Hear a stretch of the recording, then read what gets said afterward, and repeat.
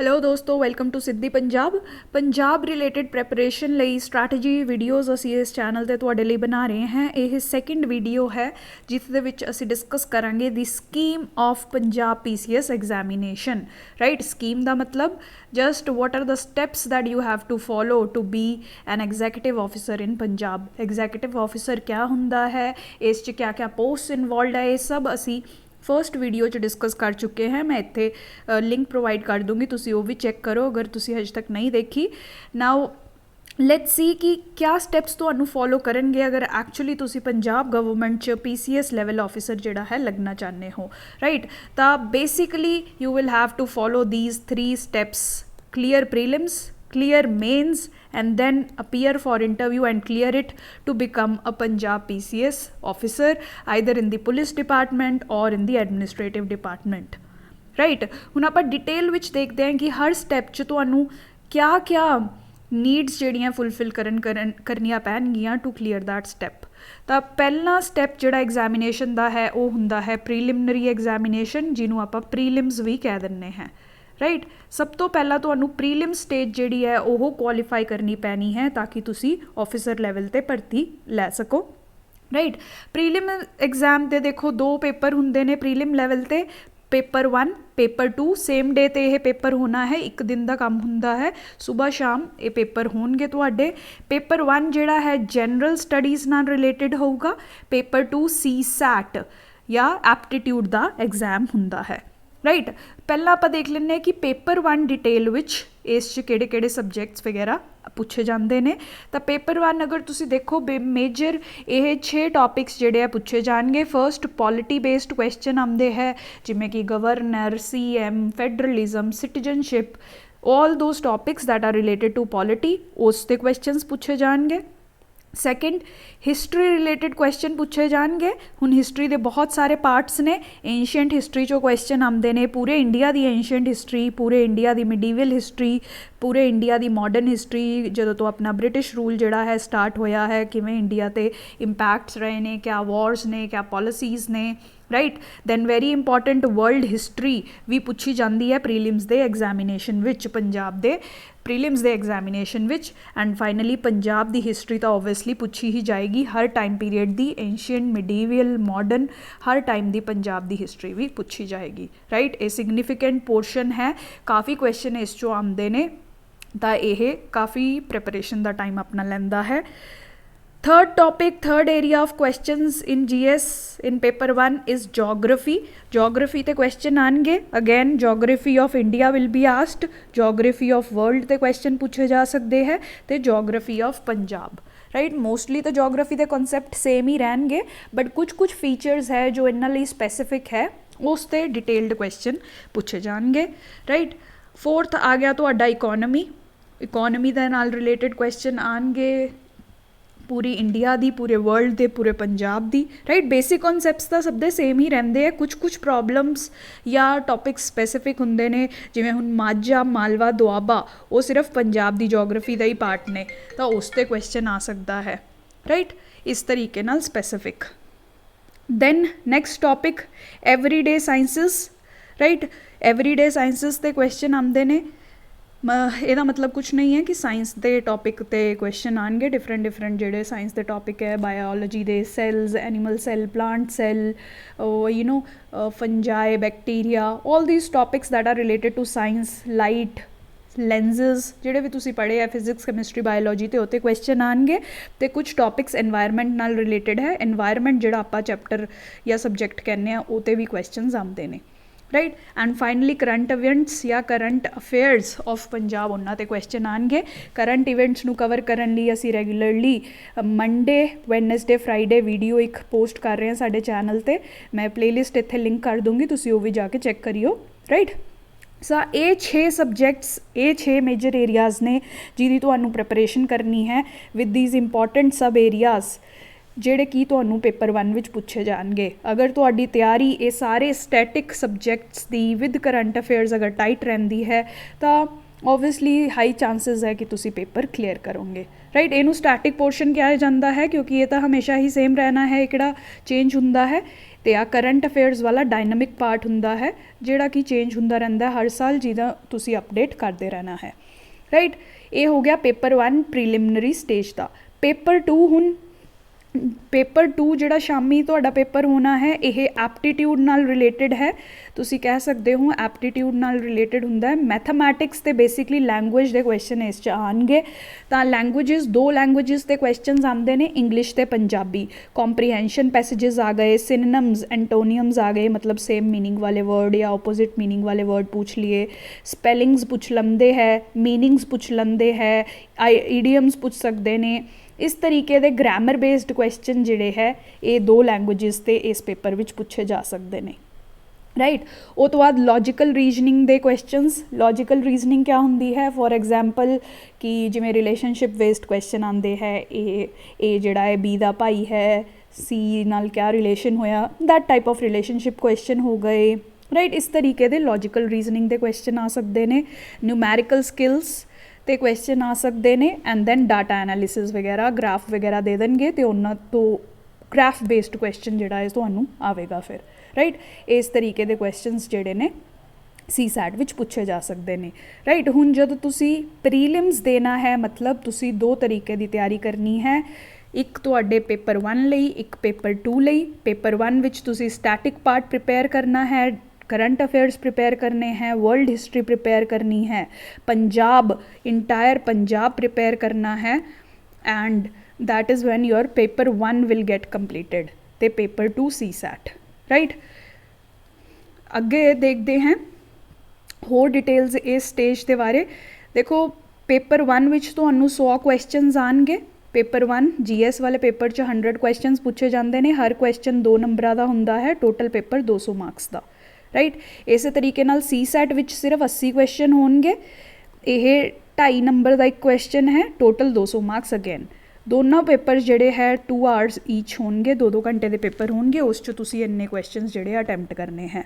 Prelims विच no negative marking, कोई भी गलत आंसर लई नैगेटिव मार्किंग तुहानूं नहीं मिलेगी। नहीं तो बहुत सारे पेपर्स होंदा है कि अगर तुसी गलत आंसर दिन्ने हो तो नैगेटिव मार्क्स होंदे ने, तो इस नो नैगेटिव मार्किंग है। एक तरीके नाल फ़ायदा भी है कि तुहानूं नैगेटिव मार्किंग करके बहुत बच्चे जिहड़े पेपर नहीं क्लीयर कर पाते, बट इस नैगेटिव मार्किंग ही नहीं है तो थोड़ा लीवे है तुहाडे कोल, ठीक है जी। प्रीलिम्स का रिजल्ट दोनों GS ते CSAT के मार्क्स जोड़ के आएगा।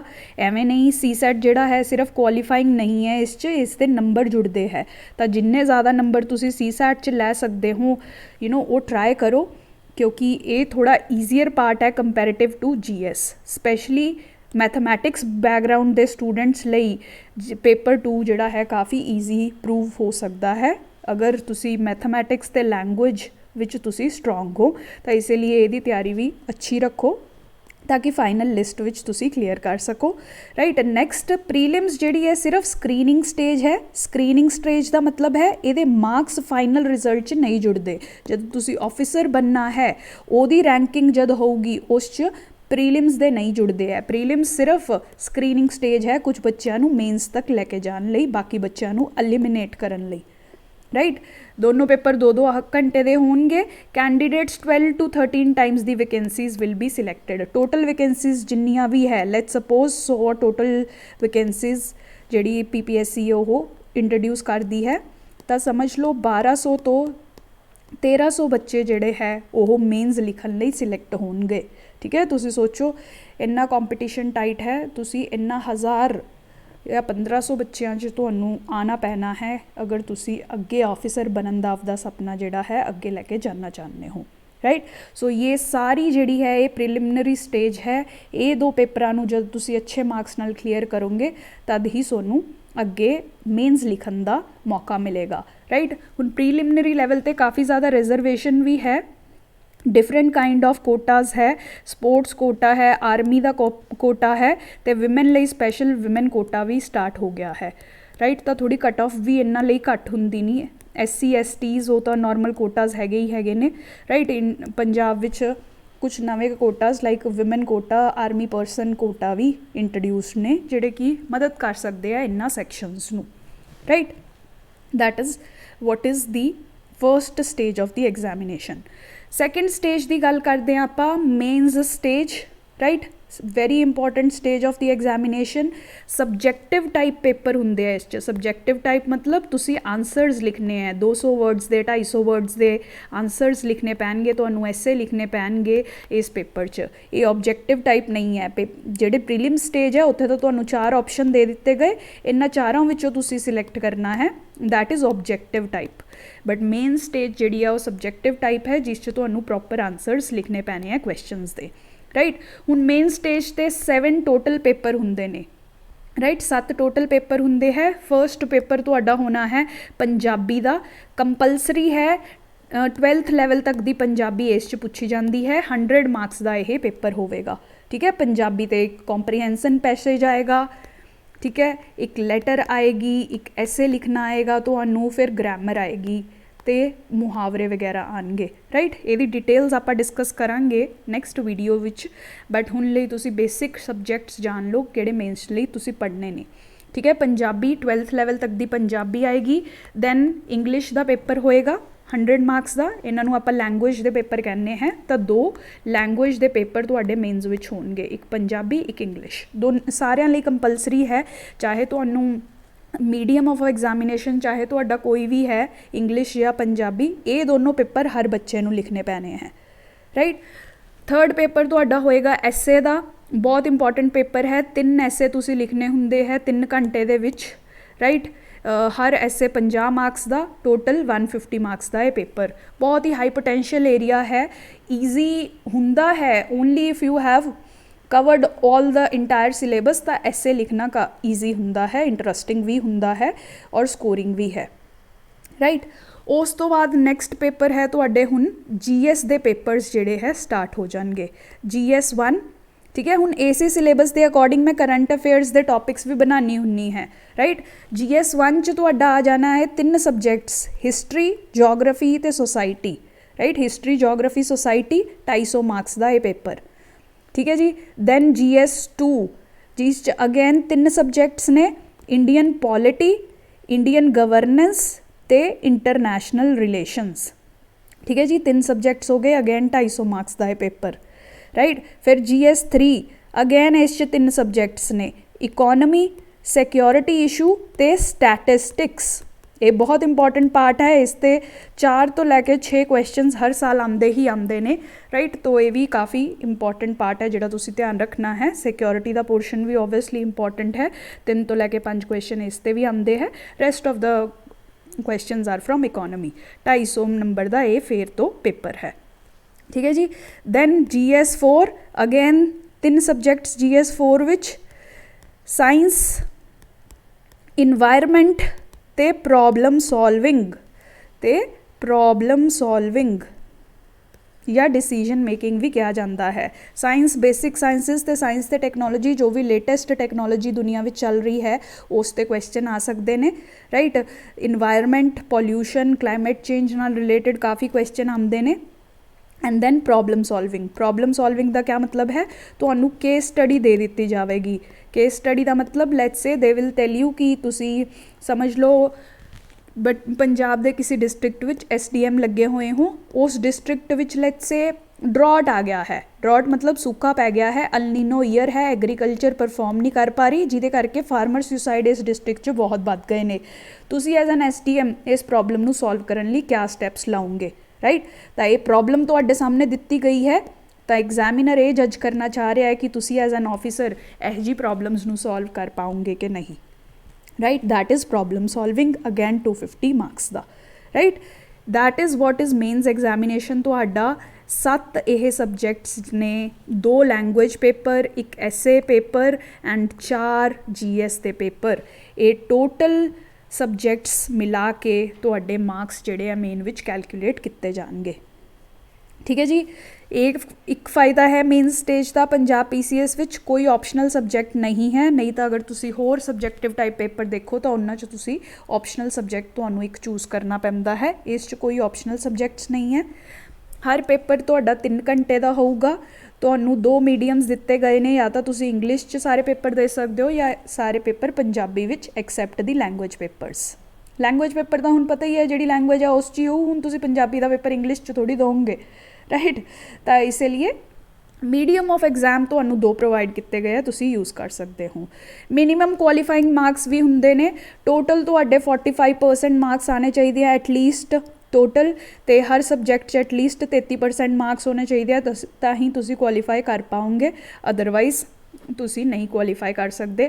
ਅਗਰ ਕਿਸੇ ਵੀ ਬੱਚੇ ਦੇ 45% ਨਹੀਂ ਹੈਗੇ ਤਦ ਜਾ ਕੇ PCS ਜਿਹੜਾ ਹੈ ਇਹਨੂੰ 40% 'ਤੇ ਕੰਸੀਡਰ ਕਰ ਸਕਦੀ ਹੈ, ਬਟ 40% ਤਾਂ ਹੋਣੇ ਹੀ ਚਾਹੀਦੇ ਹੈ। ਅਗਰ ਸਾਰੇ ਪੰਜਾਬ ਦੇ ਬੱਚੇ ਇੰਨੇ ਨਾਲਾਇਕ ਹੈ ਕਿ 40% ਵੀ ਨਹੀਂ ਆਉਂਦਾ, ਫਿਰ PCS ਨੇ ਨਹੀਂ ਮੈਂਸ਼ਨ ਕੀਤਾ ਹੈ ਕਿ ਉਹ ਕਿਆ ਕਰੇਗੀ, ਐਗਜ਼ਾਮ ਰੱਦ ਕਰੇਗੀ, ਰੀਕੰਡਕਟ ਕਰੇਗੀ, ਵਾਟ ਵਿਲ ਇਟ ਡੂ, ਰਾਈਟ। ਤਾਂ ਇਹ ਤਾਂ ਬੇਸਿਕ ਕੰਡੀਸ਼ਨਸ ਹੈ। ਹੁਣ candidates not more than 3 Times the vacancies will be selected, ਠੀਕ ਹੈ। ਵੈਕੈਂਸੀਜ਼ ਆਪਾਂ ਪਹਿਲਾਂ ਕੰਸੀਡਰ ਕੀਤੀਆਂ ਸੀ ਕਿ 100 ਵੈਕੈਂਸੀਜ਼ ਹੈ ਲੈਟਸ ਸੇ, ਤਾਂ ਹੁਣ ਇੰਟਰਵਿਊ ਦੀ ਸਟੇਜ ਲਈ 300 ਬੱਚੇ ਹੀ ਸਿਲੈਕਟ ਹੋਣਗੇ, 300 ਜਾਂ 300 ਤੋਂ ਘੱਟ ਬੱਚੇ ਹੀ ਸਿਲੈਕਟ ਹੋਣਗੇ, ਰਾਈਟ। ਤੁਸੀਂ ਦੇਖੋ ਕੰਪੀਟੀਸ਼ਨ ਕਿੰਨਾ ਟਫ ਹੁੰਦਾ ਜਾ ਰਿਹਾ ਹੈ ਵਿਦ ਈਚ ਸਟੇਜ, ਤਾਂ ਤੁਹਾਡੀ ਪ੍ਰੈਪਰੇਸ਼ਨ ਵੀ ਕਾਫੀ ਟਫ ਹੋਣੀ ਚਾਹੀਦੀ ਹੈ ਕਿ ਤੁਸੀਂ ਹਰ ਸਟੇਜ ਅੱਛੇ ਤਰੀਕੇ ਨਾਲ ਫਸਟ ਹੀ ਅਟੈਂਪਟ ਵਿੱਚ ਕਲੀਅਰ ਕਰ ਸਕੋ, ਰਾਈਟ। ਤੁਹਾਡੀ ਕੋਈ ਵੀ ਰਿਕੁਆਇਰਮੈਂਟ ਹੋਵੇ ਕਿਸੇ ਵੀ ਸਟੇਜ ਨਾਲ ਰਿਲੇਟਡ, ਤੁਸੀਂ ਮੇਰੇ ਨਾਲ ਟੈਲੀਗ੍ਰਾਮ ਦੇ ਥਰੂ ਵੀ ਕੰਟੈਕਟ ਕਰ ਸਕਦੇ ਹੋ। ਟੈਲੀਗ੍ਰਾਮ ਗਰੁੱਪ ਨੂੰ ਜੁਆਇਨ ਕਰੋ, ਉੱਥੋਂ ਤੁਸੀਂ ਸਿੱਧੀ ਪੰਜਾਬ ਦਾ ਕੰਟੈਕਟ ਲੈ ਕੇ ਮੈਨੂੰ DM ਵੀ ਕਰ ਸਕਦੇ ਹੋ। I will try to help you with your doubts, ਠੀਕ ਹੈ ਜੀ। ਇਹ ਹੋ ਗਈ ਤੁਹਾਡੀ ਮੇਨਸ ਦੀ stage. I hope it is clear. 7 papers in total. ਮੈਂ ਜਸਟ ਇੱਕ ਵਾਰ ਰਿਵਿਊ ਕਰਦੀ ਹਾਂ, ਸਕਿਪ ਕਰ ਲਓ ਜਿਨ੍ਹਾਂ ਨੂੰ ਸਮਝ ਆ ਗਿਆ। 7 papers in total, 2 language papers, ਇੱਕ essay paper and 4 GS papers, right.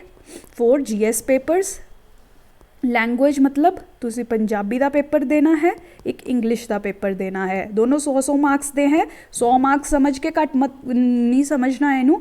ਇਹ ਪੰਜਾਬੀ ਕਰਕੇ ਹੀ ਕਾਫੀ ਬੱਚੇ ਰਹਿ ਜਾਂਦੇ ਆ। ਅਗਰ 20 ਨੰਬਰ ਤੁਹਾਡੇ ਕਿਸੇ ਬੱਚੇ ਨਾਲੋਂ ਘੱਟ ਹੈ ਤਾਂ ਤੁਹਾਡੀ ਰੈਂਕ 1 ਤੋਂ ਲੈ ਕੇ 50 ਤੱਕ ਡਿਫਰ ਕਰ ਸਕਦੀ ਹੈ, ਰਾਈਟ। ਇਸ ਲਈ ਇਹਨਾਂ ਨੂੰ ਲੂਜ਼ਲੀ ਨਹੀਂ ਲੈਣਾ ਹੈ। ਐਸੇ exam 150 marks, 4 GS paper, GS1, GS2, GS3, GS4। GS1 ਤੁਹਾਡਾ history, geography, society, 3 parts. GS2 polity, governance, IR, right. Then GS3 economy, security, statistics, very important. And GS4 science, environment ਅਤੇ problem solving, again very important, ਠੀਕ ਹੈ ਜੀ। ਇਸ ਤਰੀਕੇ ਨਾਲ ਤੁਹਾਡਾ mains ਜਿਹੜਾ ਹੈ ਚੱਲਣਾ ਹੈ, ਰਾਈਟ।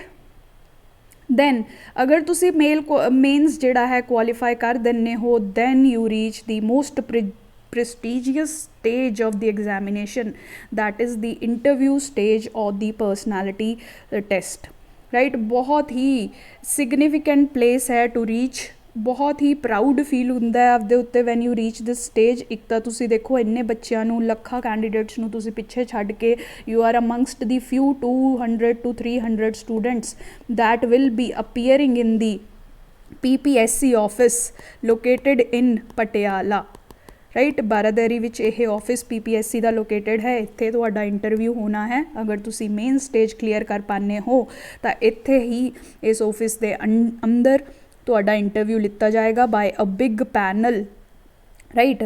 ਪੰਜਾਬ PCS ਦਾ ਇੰਟਰਵਿਊ ਜਿਹੜਾ ਹੈ 10 PPSC ਦੇ ਮੈਂਬਰਸ ਬੈਠੇ ਹੁੰਦੇ ਨੇ ਜਿਹੜੇ ਤੁਹਾਡਾ ਇੰਟਰਵਿਊ ਲੈਣਗੇ, ਠੀਕ ਹੈ। ਕਾਫੀ ਡਿਫਿਕਲਟ ਸਟੇਜ ਹੈ ਬਟ ਬਹੁਤ ਹੀ ਪ੍ਰਾਊਡ ਫੀਲ ਕਰਨ ਵਾਲੀ ਵੀ ਸਟੇਜ ਹੈ, ਕਿਉਂਕਿ ਇਹ ਕਾਫੀ ਮੇਨ ਅਚੀਵਮੈਂਟ ਹੈ ਕਿ ਤੁਸੀਂ ਇਸ ਸਟੇਜ ਤੱਕ ਪਹੁੰਚ ਪਾ ਰਹੇ ਹੋ, ਰਾਈਟ। ਤਾਂ ਇੱਥੇ ਤੁਹਾਡੀ ਪਰਸਨੈਲਿਟੀ ਨੂੰ ਟੈਸਟ ਕੀਤਾ ਜਾਏਗਾ ਕਿ ਤੁਹਾਡੇ ਵਿੱਚ ਇੰਨੀ ਨੌਲੇਜ, ਕੈਪੇਬਿਲਿਟੀ, ਇਮੋਸ਼ਨਲ ਇੰਟੈਲੀਜੈਂਸ ਹੈ ਕਿ ਤੁਸੀਂ ਐਜ਼ ਐਨ ਆਫਿਸਰ ਕੰਮ ਕਰ ਸਕੋ। 150 ਮਾਰਕਸ ਦਾ ਇੰਟਰਵਿਊ ਹੁੰਦਾ ਹੈ। ਇਸ 'ਚੋਂ ਕਮਿਸ਼ਨ ਜਿਹੜੀ ਹੈ ਹਰ ਬੱਚੇ ਨੂੰ ਕੁਛ ਮਾਰਕਸ ਦਿੰਦੇ ਹੈ। ਦੈਨ ਫਾਈਨਲੀ ਮੇਨਸ ਅਤੇ ਇੰਟਰਵਿਊ ਦੇ ਮਾਰਕਸ ਜੁੜ ਕੇ ਤੁਹਾਡੀ ਰੈਂਕ ਜਿਹੜੀ ਹੈ ਡਿਸਾਈਡ ਹੁੰਦੀ ਹੈ, ਰਾਈਟ। ਹੁਣ ਅਗਰ ਕਿਸੇ 2 ਬੱਚਿਆਂ ਦੇ ਮੇਨਸ ਅਤੇ ਇੰਟਰਵਿਊ ਦਾ ਜੋੜ ਜਿਹੜਾ ਹੈ ਸੇਮ ਆਉਂਦਾ ਹੈ ਤਾਂ ਕਿਵੇਂ ਡਿਸਾਈਡ ਕਰੂਗੀ ਕਮਿਸ਼ਨ? ਸਿਰਫ ਮੇਨਸ ਦੇ ਮਾਰਕਸ ਕਾਊਂਟ ਕਰਕੇ, ਜਿਹਦੇ ਮੇਨਸ ਦੇ ਮਾਰਕਸ ਜ਼ਿਆਦਾ ਹੋਣਗੇ ਉਹ ਬੱਚਾ ਜਿਹੜਾ ਹੈ ਹਾਇਰ ਰੈਂਕ 'ਤੇ ਹੋਏਗਾ।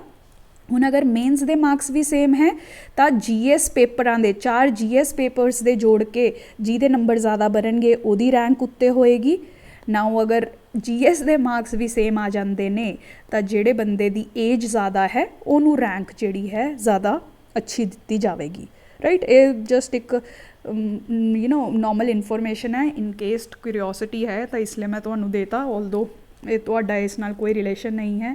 ਤੁਸੀਂ ਫੋਕਸ ਕਰਨਾ ਹੈ ਮੇਨਸ ਕਲੀਅਰ ਕਰਨ 'ਤੇ, ਸਾਰਾ ਸਿਲੇਬਸ ਕੰਪਲੀਟ ਕਰਕੇ ਐਂਡ ਇੰਟਰਵਿਊ ਕਲੀਅਰ ਕਰਨ 'ਤੇ, ਰਾਈਟ। ਰੈਂਕ ਇਸ ਤਰੀਕੇ ਨਾਲ ਤੁਹਾਡੀ ਡਿਸਾਈਡ ਹੋਏਗੀ। ਫਾਈਨਲੀ ਅਗਰ ਤੁਸੀਂ ਰੀਚ ਕਰ ਪਾਉਂਦੇ ਹੋ, ਅਗਰ ਤੁਸੀਂ ਇੰਟਰਵਿਊ ਕਲੀਅਰ ਕਰ ਪਾਉਂਦੇ ਹੋ, then you will be getting trained in MGSIPA, right. This is the training academy MGSIPA for Punjab PCS officials. ਇਹ ਸੈਕਟਰ 26 ਚੰਡੀਗੜ੍ਹ ਵਿੱਚ ਲੋਕੇਟਡ ਹੈ। If you want to visit ਤਾਂ ਤੁਸੀਂ ਦੇਖ ਕੇ ਵੀ ਆ ਸਕਦੇ ਹੋ। ਇਹ ਬਿਲਡਿੰਗ ਹੈ ਮਗਸੀਪਾ ਦੀ। This is how the officers are trained in MGSIPA. ਤੁਹਾਨੂੰ ਕਿਸ ਤਰੀਕੇ ਨਾਲ ਪੰਜਾਬ ਦੀ ਪੂਰੀ ਮੈਨੇਜਮੈਂਟ ਨੂੰ ਸੰਭਾਲਣਾ ਹੈ, ਤੁਹਾਨੂੰ ਇੱਥੇ ਹੀ ਉਹ ਸਿਖਾਇਆ ਜਾਏਗਾ, ਰਾਈਟ। ਦੈਟ ਇਜ਼ ਹਾਊ ਇਹ 3 ਸਟੇਜਸ ਨੂੰ, ਇਹ 3 ਸਟੈਪਸ ਨੂੰ ਫੋਲੋ ਕਰਕੇ ਪ੍ਰੀਲਿਮਸ, ਮੇਨਸ ਅਤੇ ਇੰਟਰਵਿਊ ਤੁਸੀਂ ਪੰਜਾਬ ਦਾ ਆਫਿਸਰ ਬਣੋਗੇ and finally you will reach this prestigious academy. ਬਹੁਤ ਹੀ ਅੱਛੀ ਅਕੈਡਮੀ ਹੈ। ਈਵਨ ਕਾਉਂਸਲਿੰਗ ਲਈ ਤੁਸੀਂ ਇੱਥੇ ਹੀ ਜਾਓਗੇ। ਮੈਂ ਪਰਸਨਲੀ ਵੀ ਇਸ ਅਕੈਡਮੀ ਵਿੱਚ ਆਈ ਵੈਂਟ ਫॉर ਕਾਉਂਸਲਿੰਗ। ਬਹੁਤ ਹੀ ਅੱਛੀ ਫੀਲਿੰਗ ਹੁੰਦੀ ਹੈ। You feel proud, you feel valued, ਠੀਕ ਹੈ। ਤਾਂ ਇਸੇ ਲਈ I would just say that work very very hard. We wish you from Siddhi Punjab, we wish you all the very best. Like, subscribe ਤੇ share ਕਰੋ ਸਾਡਾ channel, ਇਹਨੂੰ follow ਕਰਦੇ ਰਹੋ for all the strategy videos ਤੇ current affairs ਦੀ video. ਤੁਹਾਨੂੰ ਕੋਈ ਵੀ ਇਸ਼ੂ ਹੋਵੇ ਪੰਜਾਬ PCS ਨਾਲ ਰਿਲੇਟਡ, ਤੁਸੀਂ ਡਾਇਰੈਕਟਲੀ ਮੈਨੂੰ ਮੈਸੇਜ ਕਰ ਸਕਦੇ ਹੋ। Just join the Telegram channel and take my contact from there and you can always message me। ਤੁਹਾਨੂੰ ਕੋਈ ਵੀ requirement ਹੈ, I am there to help you, right। keep following Siddhi Punjab and you will be able to reach to Magsipa, the prestigious academy, right। thank you so much for watching।